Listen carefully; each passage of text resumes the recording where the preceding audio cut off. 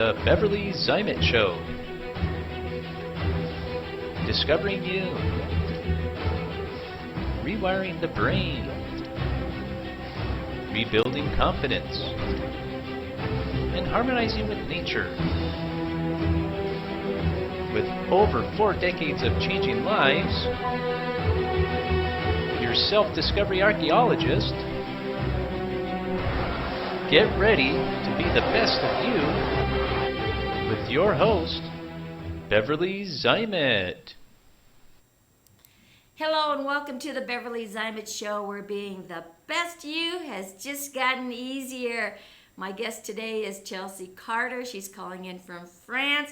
She's a first timer, so this is great. We've had a lot of people on the show that have been in here just for the first time ever doing a show, and it's fun, it's exciting. So Chelsea, tell us a little bit about what you're doing. You know, have you always lived in France, or you just moved there? You know, tell us a little bit about your history. Hi, Beverly. And first of all, thank you so much for inviting me to your show. It's a real pleasure. And hello, everyone else who's listening. I am French American, born in the United States, and my father is American and my mother is French. So I moved to France when I was 6, but I've been living between both countries kind of my entire life. So from one country to the other. And I recently became a certified life coach in December from the JRNI program, Journey program. And I came back from a 7-month trip around Asia in February. I had to leave Vietnam in a panic because of Corona. And I used to be a United Nations consultant. And now I'm a life coach. and now you're stuck in France, right? Yeah, pretty much. Pretty much. Yeah, I would imagine that's kind of put a little bit of a damper on your traveling things. I know it's put a damper on mine. It's like crazy. Yeah. Yeah. Yeah. Yeah. So No, definitely. well, that's great. You've done a lot in your short years on the planet. You look like you're 16, okay? I know. I still get carded. Yeah, well, that's actually okay. 28. Yeah, well, you know, I have grandchildren your age, so there you go. Yeah. Yeah, but that's wonderful. So you've been kind of a world traveler all your life, which is really kind of nice, you know. And life coaching. What got you interested in life coaching? Life, I guess, which sounds vague, but I got a burnout after working at the United Nations. And while I was there, I was talking to torture survivors. I was actually interviewing journalists who had been imprisoned for years and people who had been literally through the worst. And I realized that I wanted to actually be able to help people on another level, not just communicate or be, a platform for their voice, basically, which is what I did at the UN, working in communications. Right. And so I decided I wanted to focus rather on mental health. Also, while I was at the UN, I contracted stage 3 pre-uterus cancer, which is not a huge deal. I just had cancerous cells and they had to remove them. And then the next day, basically, I was working. But it kind of hit me later that I was one step away from cancer, and my mom got sick and my aunt got sick. My aunt had breast cancer. My mom got pulmonary embolism. I got into the burnout and then kind of went into depression after a friend of mine who was 25 passed away from bacterial meningitis. And so all of that was within a 2-year time frame. Wow. And yeah. That's a lot. You know, it's unfortunate, but fortunate at the same time.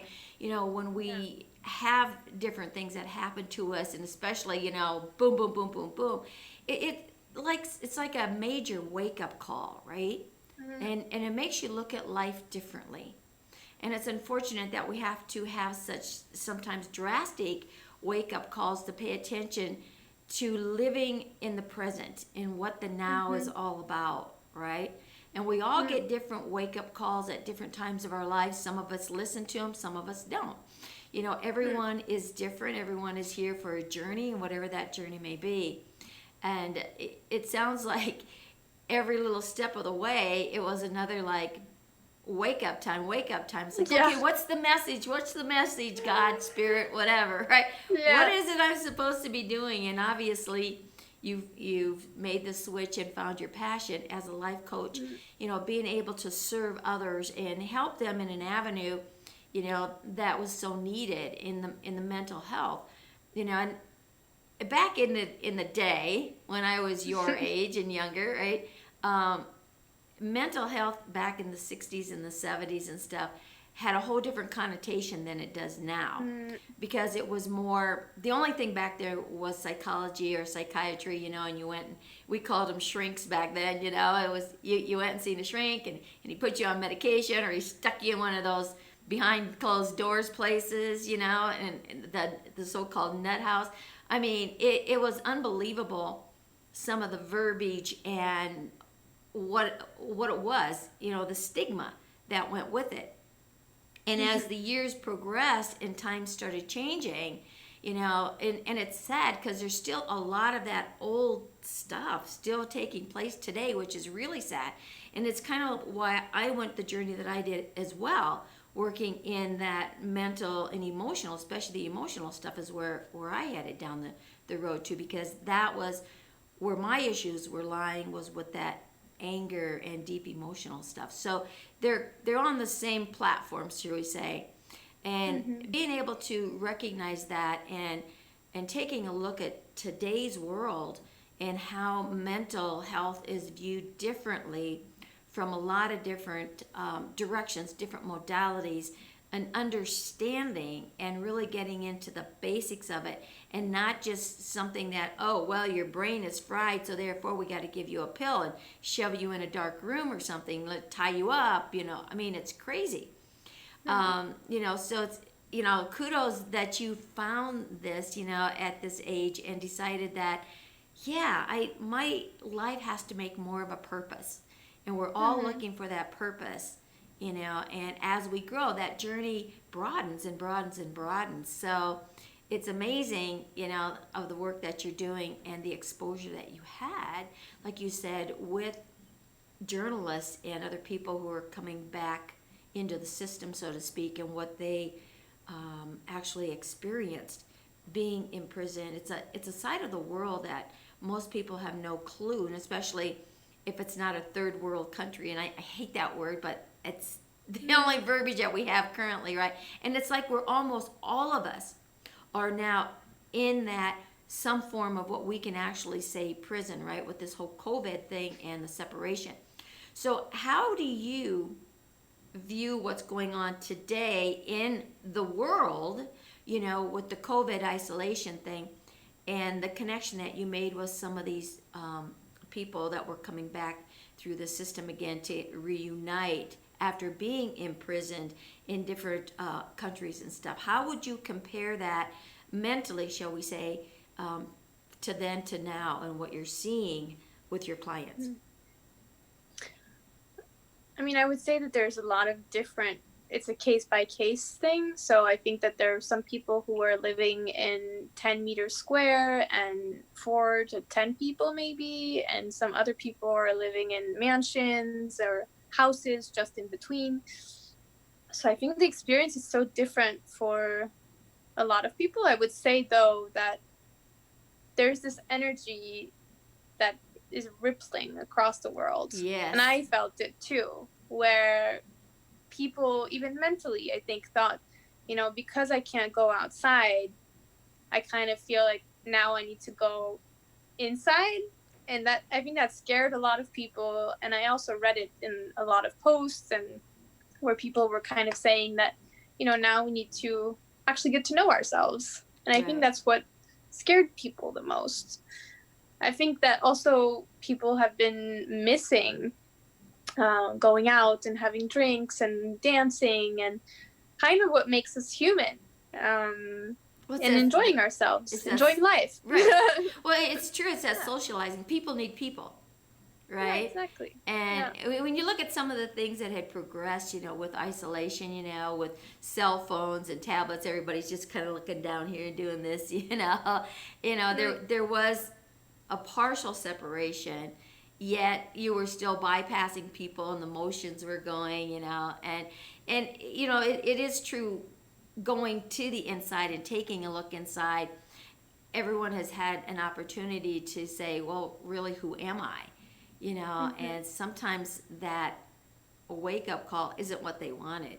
And we as humans were not meant to be locked up and isolated and confined, shall we say, right?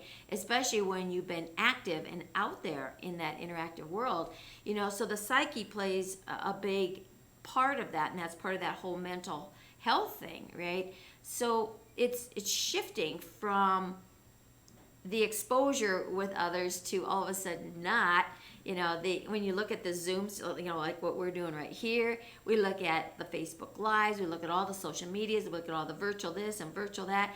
People are starting to reach out. They're getting creative and looking at any kind of avenue that they can to reach out and touch someone, so to speak, right? Mm-hmm. And thank goodness we do have, access to the outside world, as we're calling it, on that avenue and that platform to be able to communicate. But that doesn't bring that touching, that actually bonding connection that I think a lot of people are starting to feel the impact of. You can only look so much inside, and if you don't know if you don't know how to start clearing some of that, caca away, shall we say. And again, people like yourself, and the work that you're doing, and a lot of the people that I interview here, and including myself, is to help those understand that inner knowing, that inner you needs to really be an expression of, and being able to be that truth of who you are, and not being someone that you think other people want you to be. I don't know what the stats are over in your country, but I know here, the suicide rates are like off the charts. They're not exposing that, but they're there, right? Mm-hmm. And again, it's part of that confining, thing, so pros and cons on both sides of the fence, and to be able to reach out. And that's one of the reasons why, I actually started the show before this whole pandemic, but the theme of the show being that best you that you can be has to go into the understanding of who you are.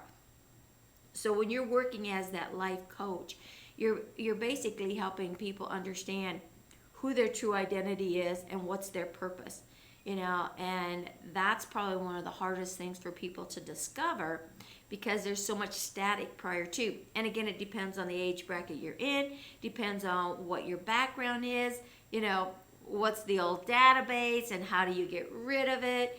So share a little bit with the audience when you're working with clients.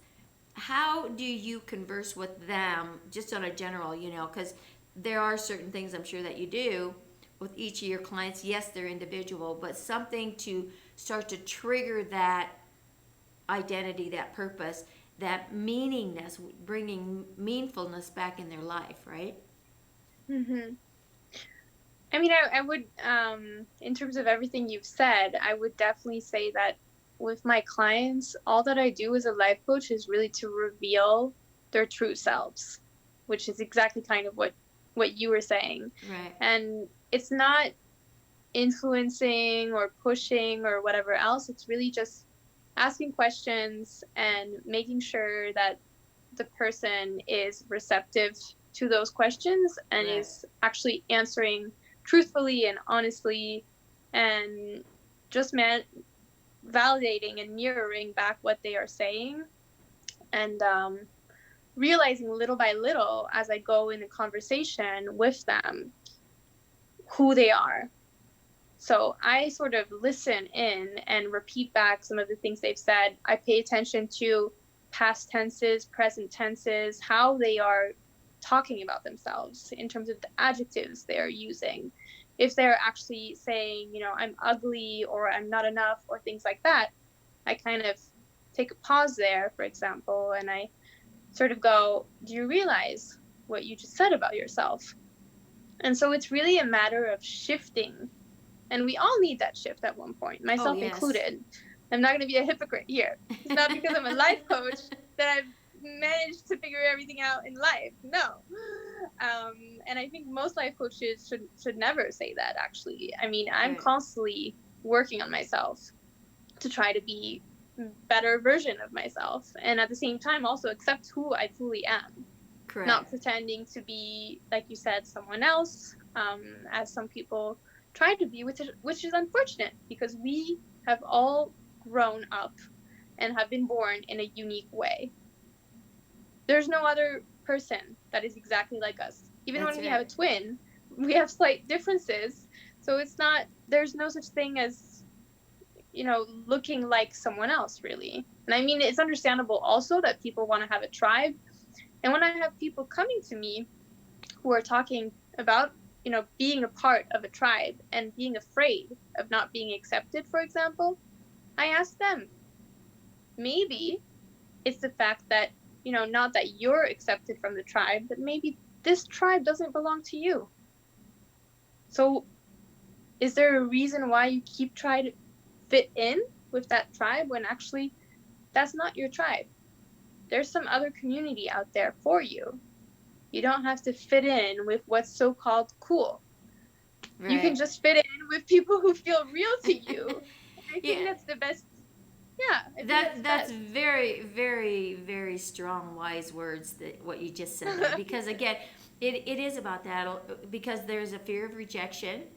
There's a fear of not fitting in. There's a fear of being judged, and then there's that fear of, well, if I go, what are people going to think about me when I'm gone? Are they going to talk bad about me and stuff? I mean, it's crazy, all this chitter chatter that's up here. And as life progresses, and the older we get, the more stuck in those beliefs, those old belief systems, the harder sometimes they're to face them and to start to move them aside and bring in the new stuff. And so that coming into the inside of oneself, because it is about knowing the self, and we are individually, we are unique.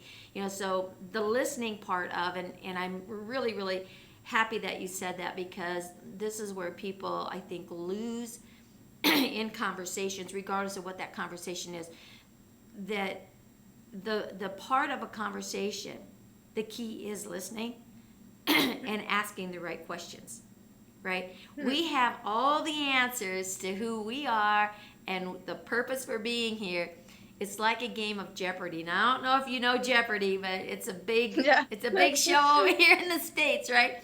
Where you get the answer up there and you got to put the question to it. So sometimes we have to figure out what that question is to find that right answer. And so being where you are is just asking the questions and then really paying attention and giving that feedback. And a lot of times it's not what we really want to hear, but we say things and we're not really listening to what our own voice is saying. So to have it come back, mirrored back, as you put it, to us, that is what's really key. And to change that mindset, that belief in who you think you are and feel you are because of actions from others, or that old belief thinking, if I don't dress this way or act this way, people aren't going to like me. I mean, there's so much of that, and not having that interaction now, it's like, who am I going to be once I do get out there, so to speak, right? Mm-hmm. And you can go back into the PTSDs where someone is, in an environment and the experiences are so intense. It's no different than if you were, in a prison, in jail, right? I mean, it's kind of where we are psychically, the mind is picking that up. But all of a sudden, after being told what to do, when to do, how to do it, where to do it, and why to do it, and how often to do it, it's that regiment, and it becomes that habit. It becomes that personality trait. Our beliefs from childhood up are those personality traits. No different than whether you're in jail or if you're in a structured business, the military is really good for that, right? Because it's that hammering down.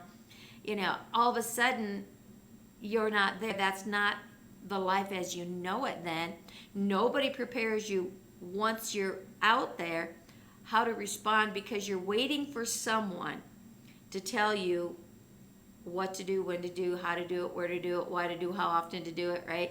And all of a sudden, there's nobody there, and it's like, oh my gosh, I'm lost. What do I do, right? Yeah. And I think this is what's happening from what I'm noticing in some of the areas where I've been now. They're opening the doors, so to speak. There's more movement around, and you've got people in fear still, coming out. And then you have those in my age bracket that just don't give a rat's, Yeah. Honey, I'm 70, okay? You're 28. There's a lot of space in there. There's a lot of years in there, right? So, and then you've got everything in between, So, again, watching and observing, how people respond. It's like, okay, I'm out here, I'm in the free world, but don't get too close. I gotta walk this way. It's like, oh my goodness.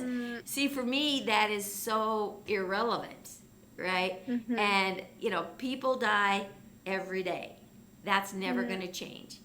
I've been in holistic medicine for 50 years.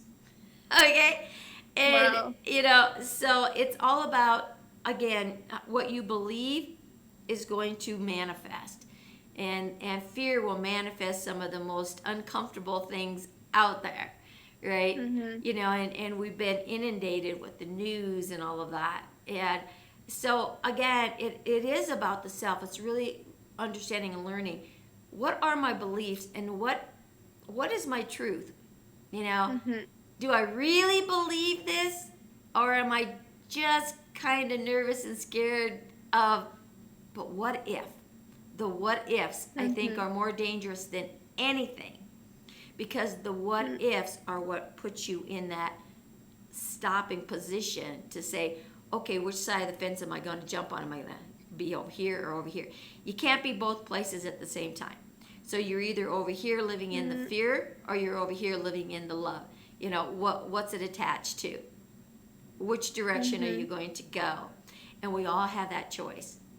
And so people like yourself working, Chelsea, in this industry, is you're giving people the option. You're giving them the knowledge that they forgot. I really do have a choice. Oh yeah, that's right. Absolutely. I don't have to do that. I can do it a different way. What's that different way going to look like, right? Yeah, absolutely. Right? And going back to everything you said, I would say that active listening is good and healthy for any relationship. So in my job, that's what I've been taught and trained in mostly. Right. And I think that's what people need the most. Most people just need someone to listen. And they also, like you said, they need to listen to themselves and listen to what beliefs they have, like you said. And there's some books that actually blew my mind by Don Miguel Ruiz. So the Four Agreements, the Four Agreements, the Fifth Agreement, and the Mastery of Love, where he basically explains that all of this world we have has been created. All of the thoughts, like you said, from childhood to education to your parents, all of these things are beliefs we have internalized. So in his books, he says, for example, that one of the kids was told she was a bad singer. So she internalized that almost her entire life. Whereas if someone had told her, you're a good singer, that would have made the whole difference. Maybe she would be a star singer now. And it's really a lot. We take in a lot of what people tell us, and mostly what we tell ourselves. Like you said, with PTSD or whatever we tell ourselves with these words. And that's why I work with people on the words they use about themselves, because those words become beliefs, which then become actions, which then becomes kind of the way you think you should be living. But there are so many other ways to live, and it's true, we create the way we believe, we create everything around us. And the most interesting aspect of my job and where the magic really happens is pattern recognition. So when I have a woman, for example, talking to me about her relationships and that she's been with one toxic man, for example, and then I go back with her and I ask her what about her other relationships, and then she tells me about another toxic man, and then we draw a line between all of those dots and we go, wait a second, you've What's been going on only in here, toxic right? relationships. Yeah. Or I've had, someone who, this was quite magical as well, who told me she wanted children, and I asked her about her relationship. So she was talking to me about one of her exes that she had recently left, and then all of a sudden she tells me about this other boy who also didn't want children. And I looked at her and I said, wait, was that the same ex you just told me about? And she said, no, that was the one before that. So I looked at her and I said, unconsciously, you are choosing men who do not want children, It's a whether little you tough, want yeah. it or not. Yeah. So I think that's really where the magic of life coaching and of my job lies. And it's not, Right. a therapist is one thing, a life coach is another. Like, these things are not exactly the same. A therapist is licensed and works, studies it for years and also goes more over the past. Whereas as a life coach, we really go from, this is your life now. We go over some of the past, but then we move on to, what kind of life do you want? You've been through all of this. Now what? Right. And here are some solutions. If you're going through PTSD or whatever, I give people exercises to actually do at home and try different exercises and see which one works for them. And it's very simple, and it really puts your mind back in place. And that pattern recognition, as you mentioned, is so relevant to everything that's going on. That's it, that habitual thing, that continues to go, becomes that personality trait. It's what's running on, excuse me, on autopilot, right? Mm-hmm. And when you're in it, you don't recognize it so much because it's just what you do. It's just what you do. But when someone is paying attention like yourself, because you're taking these two ears and really making them work, right? So it's like, okay, wait a minute. Is there a pattern here? Are we looking at something that, okay, this was this relationship, and then that was that relationship, and what was the relationship with your father? What was the relationship with your brothers, your uncles? Because all of these different relationships have patterns of attraction. Absolutely. Right? And so all thought is magnetic. So you attract what you think, what you believe, whether you're conscious of it or not. And so, as you said, being that life coach is really key on, okay, so now we have some of these pattern things. If you keep doing what you've already done, you're gonna keep getting what you already have. Exactly. Right? Exactly. So exactly. It's time to make the switch. A lot of things that I have one statement that I share with most of my clients is, it doesn't matter what other people think of you. It matters what you think of you. Right? Absolutely. And when you can start to recognize that and start believing in yourself, and again, moving back into that identity, becoming that better you. You're not broken. Nobody's broken, right? It's the experience that you've had, is part of your journey. It's part of your experience and adventure here. But it doesn't have to stop there, because there's a whole world out here to explore. But the biggest world to explore isn't this one behind me. It's the one that's inside of me. Yeah. Right? Absolutely. So when you can understand the universe inside of you, and it's not your brain. It's the higher consciousness. It's the mind. It's the soul cellular expansion to bring into this little physical time that we're spending here How are you going to spend it? You know, what are you going to do to enjoy it the most? And communication is key.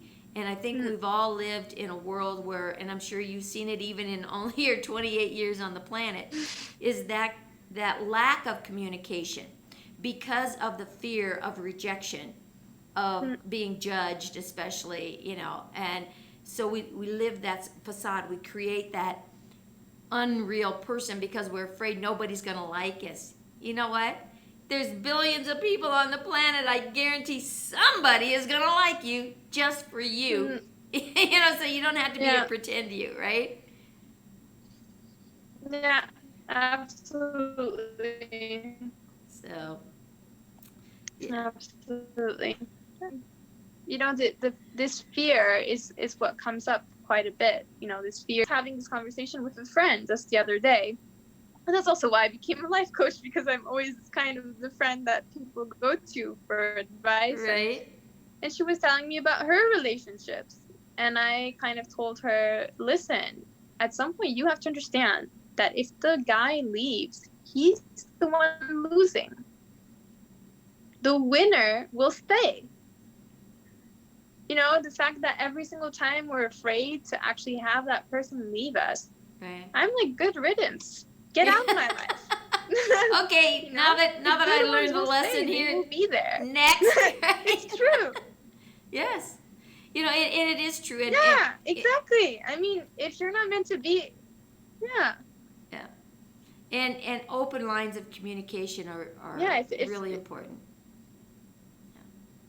Yeah. And I'm sure absolutely. You know, and I mean, there's also this whole thing. Tell me. Well, you know, we walk on eggshells. If you're in a relationship where you have to walk on eggshells and have to kind of plan out what you're going to say or how you're going to say it, and then if it gets interpreted, what you're going to do for damage control, maybe you really better start thinking, is this the relationship I need to be in, right? Yeah, absolutely. Absolutely. Yeah. I think that, you know, quite a few people get into relationships for different reasons. Some people get into relationships because they need someone. Right. But they're just craving for the feelings, they're craving for the attention. Others are in a relationship for the person. And that's really what it should be about. It should be for the person and with the person. And, you know, that the person accepts you and back. And that there's this full-on chemistry. Except, like you said, we kind of live in this Tinder world, this world of technology where it's swipe right, swipe left, all the rest of it. And people kind of become this monetization or supermarket of relationships. And like you said, we're more and more afraid. And it's also what the Dalai Lama says, you know, we have all this technology, except crossing the street to meet the neighbor is somehow very scary. But at the same time,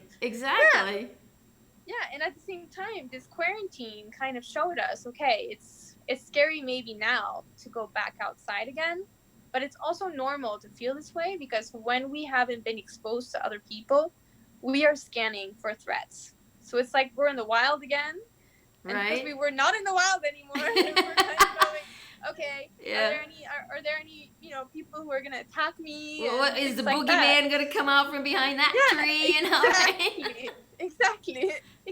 And I mean, this whole virus, totally understandable. It has been freaking everyone out, myself included. I mean, I was going on a plane ride from Vietnam back to France, and I was shaking because I was thinking, what the hell is this thing? Because they have no idea what it is. For me, that's what I had concluded, having read many, many sources. They had no idea how they were going to resolve it. And I was thinking, it's a transparent thing. You can't see it. And I think that's also what scared most people. You cannot see this virus. You cannot see if it's going to come at you or not. So you can't be prepared for it. Right.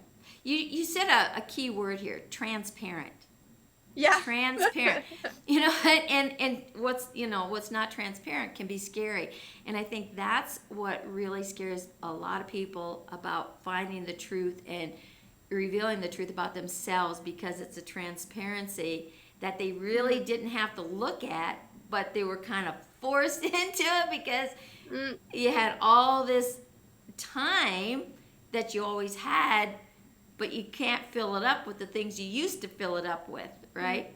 So when you talk about transparency, that is so true in every aspect of life, right? Absolutely, Yeah. So it can be a scary word. Right? Yeah. But at the same time, I mean, I always think, and I've thought like this since years now, what if we could see transparently through people? Yeah. How would we react then? How would people treat one another? Yeah. And again, the what is my belief, of all the years of experience that I've had on the planet, some of my conclusions, I'll tell you, they're way different than they were when I started. And that's for sure. But that's that building up of a new database of information. What once was your truth is no longer, and once was untruth sometimes becomes your truth because of the database of information that you pick up along the way, right? And what is that truth to you? But when you look at those different experiences all along the way, that's part of that journey of expansion. So don't put yourself in this comfort zone, this of predictability, right? Yeah.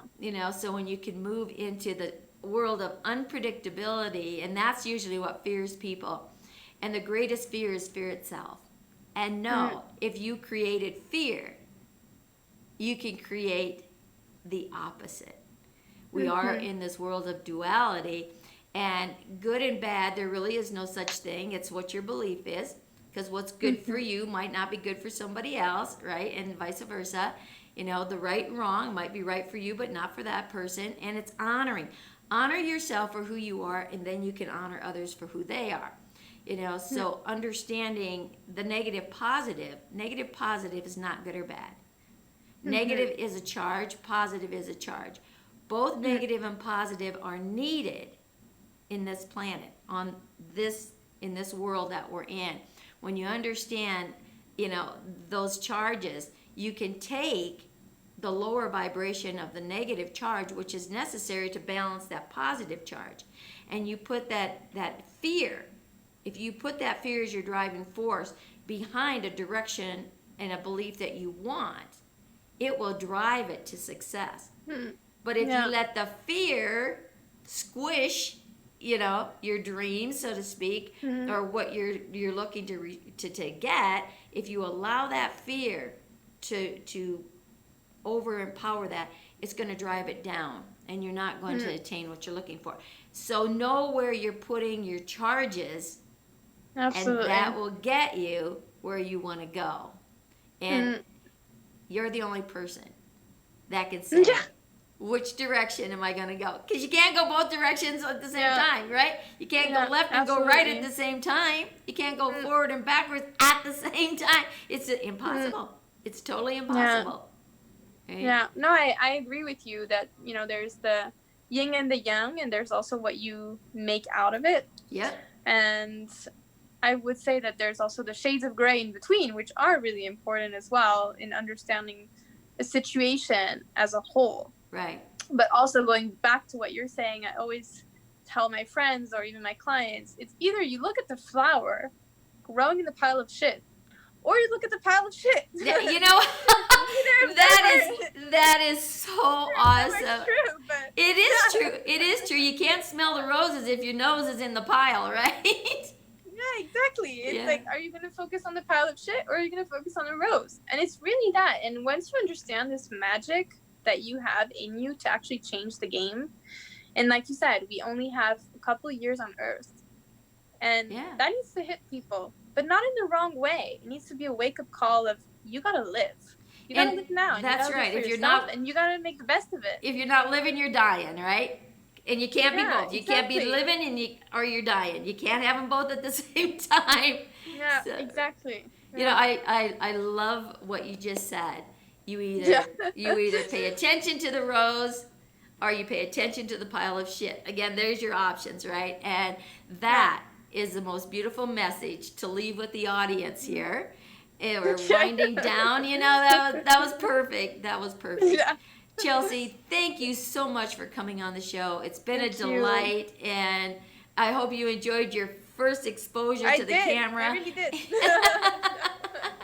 And if you want to do more of this, or anybody out there that's listening wants to know, how can you get into the face of the camera, become more comfortable, start your own show, or just be professional in the work and the message you want to get out, make contact with me, because you know what? We got a little program that can do that and do it in the steps that are needed, and you don't have to struggle with it. And that's what sets you aside from being in the static, because right now there's a lot of static out there over the waves, and so let's make you stand out, because you are unique and special.